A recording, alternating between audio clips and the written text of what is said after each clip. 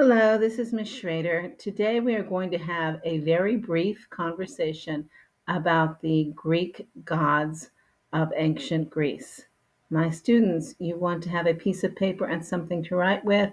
You're taking notes. When you're done, you want to give me between 7 and 10 sentences, strong sentences about what you found interesting, educational, and important about the Greek gods.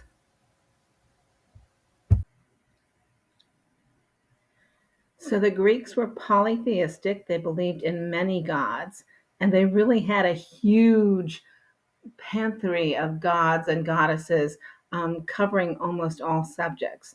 The reason we like them so much in modern history is they have lots of stories about them, behaving very much like humans. I'm going to focus my attention on the 12 major gods because there isn't time to spend on all of the Greek gods.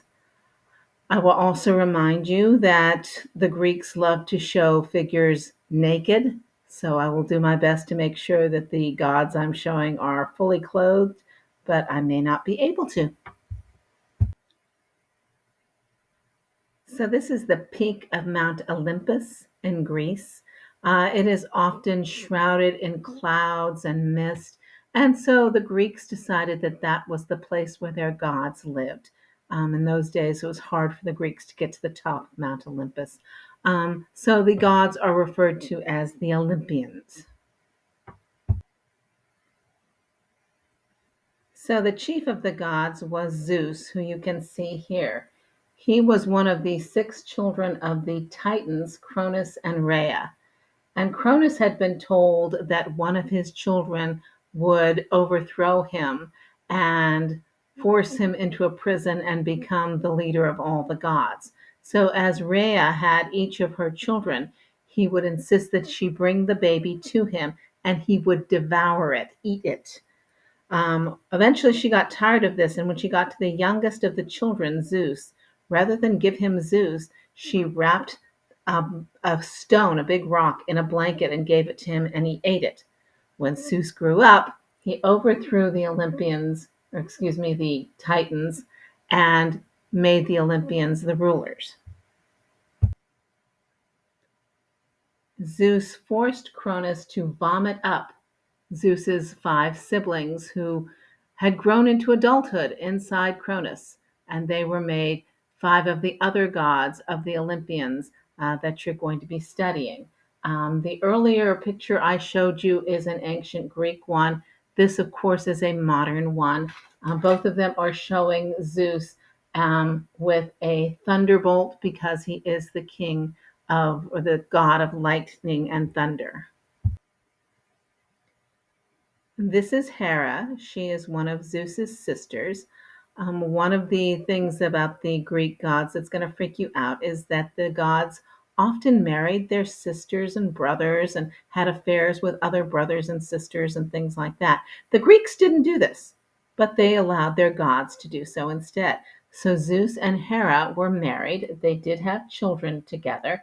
Um, she was very vengeful of the fact that he had affairs with other women, sometimes taking it out on other women. This is a modern version of Hera. She was the goddess of marriage, women, childbirth, and family. And her symbols included the peacock, you can see some of those to her left, the cuckoo, and the cow.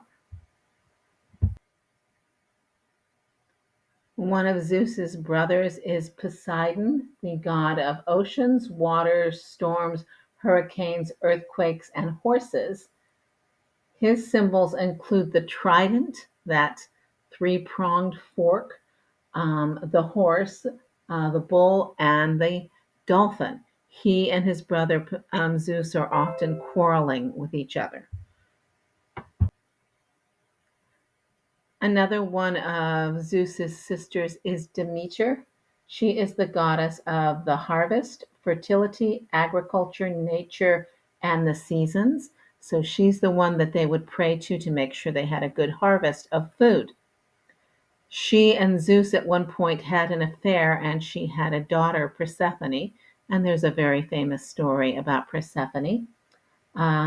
Demeter's symbols include the poppy, wheat, the torch, and the pig. This is Zeus's other brother, Hades, the god of the underworld or the god of the dead. Now, in the modern era, we do have a tendency to think of him as being like Satan, but he wasn't. In Greek mythology, when you died, everybody went to Hades, which is named for the god. It's the underworld. And once you got there, Hades himself would decide, are you a good person or a bad person? Good people would go to a beautiful field area, and bad people would be suffering. So everybody goes to Hades. Hades is shown normally with his three-headed dog, Cerberus. Um, and there are lots of different stories that deal with him, but he's normally kind of a dark, quiet god. This is Hestia. She's the last of Zeus's siblings. She's the goddess of the fireplace and of fire, and of the right ordering of domesticity and of the family. She is a virgin goddess, so she never married and never had children. And I do want you to think about the importance of the fireplace in a home in ancient times, a place that's going to keep you warm, it's going to cook your food, things like that. This is Aphrodite, the goddess of love, pleasure, passion, fertility, beauty, and desire. Sometimes she is shown as or declared to be the daughter of Zeus and the goddess Dione. Other times it is declared that when Uranus's blood tip, tipped into the water, she was created from the foam of the sea. And she is normally shown as being this beautiful, incredibly desirable woman. This is Athena. She is the daughter of Zeus and Metis. Zeus had been told that the child born to him and Metis would be more powerful than he was. And so he became very frightened and he swallowed Metis alive. Many months later, he had a headache, so he took his thunderbolt and hit himself in the head, and Athena sprang out, fully grown. She is the goddess of wisdom, handicraft, and warfare, also the goddess of the city of Athens, and her symbols are the owl and the olive tree.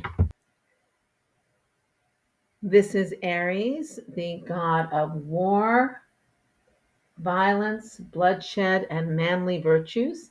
He is the son of Zeus and Hera, his wife, and from his Latin name Mars, we get words like martial, referring to things that are military. This is Apollo. He is the god of the sun, light, prophecy, philosophy, archery, truth, inspiration, poetry, music, arts, manly beauty, medicine, healing, and the plague. He is the son of Zeus and the goddess Leto, and he is the twin brother of Artemis. His symbols are the bow and arrow, the lyre, which is like a harp, the raven and the swan and the wolf. And he is said to be spending all of his days flying his chariot that pulls the sun across the earth. This is Artemis. She is the twin sister of Apollo, the daughter of Zeus and Leto. She is the goddess of the hunt, the wilderness, virginity, the moon, and archery. And she is normally shown with the image of the moon around her and with something dealing with archery. In Roman mythology, she is referred to as Diana. This is Hephaestus, the son of Zeus and Hera. He is the master blacksmith and craftsman of the gods, the god of the forge, of blacksmiths, a craftsman, invention, fire, and volcanoes.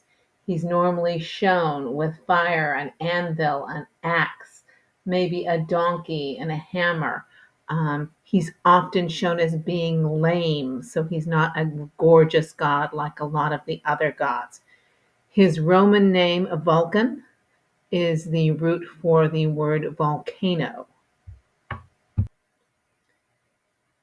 This is Hermes. He is the son of Zeus and the nymph Maia. He is the messenger god, the god of travel, commerce, communications, borders, eloquence, democracy, thieves, and games. He is normally shown wearing that funny hat that you just saw and also the winged sandals. And because of this, he is often shown as the symbol for a very famous florist, with the idea that the flowers will come swiftly to you.